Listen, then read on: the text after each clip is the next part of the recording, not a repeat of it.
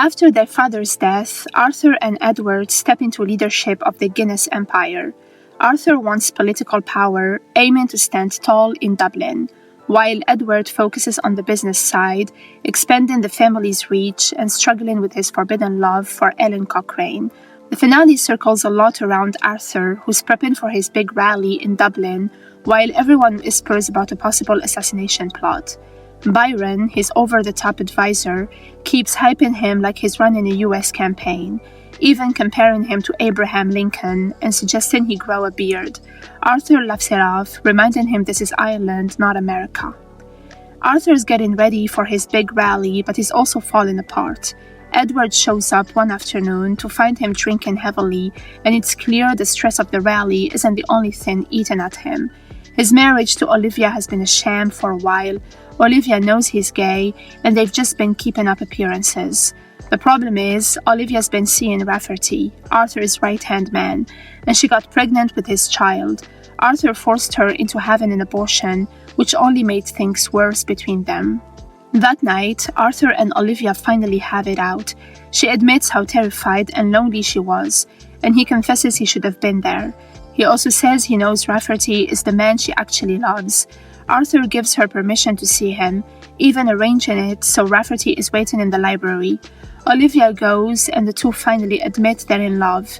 She tells him she can't sleep unless she's in his arms, and Rafferty promises to watch over her. They kiss, they hold each other, and for a moment they let themselves believe they could have a future together. But Arthur isn't about to let things spiral out of his control.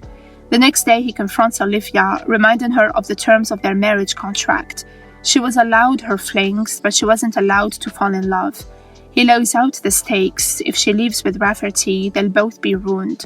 No money, no work, and their shame broadcast all over Dublin. Instead, Arthur offers her an altered contract. They can keep up the marriage, but intimacy between her and Rafferty is forbidden. Olivia accepts, at least publicly, but later whispers to Rafferty that she's not ready to give him up. She proposes a secret arrangement. They'll meet once a week under the guise of her seeing another man using a cousin's house in Donnybrook.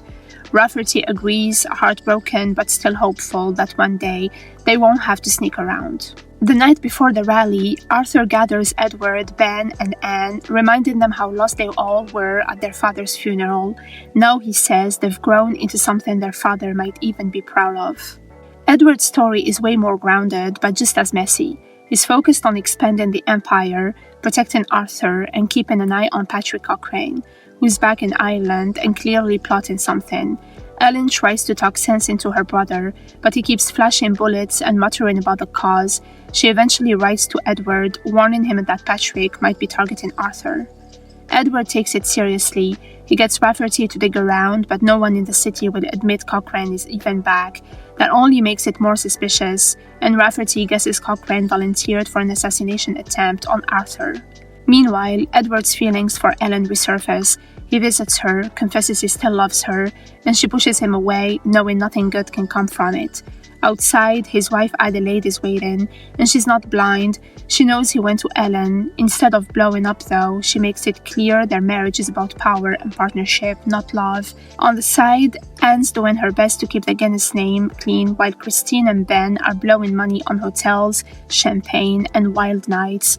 Anne finally calls them out, saying if Christine plays it smart, she could become Ben's official mistress, but for now the family's image has to come first. With Arthur's campaign, rebel threats, and the Guinness name symbolizing both progress and excess, there is no room for scandal.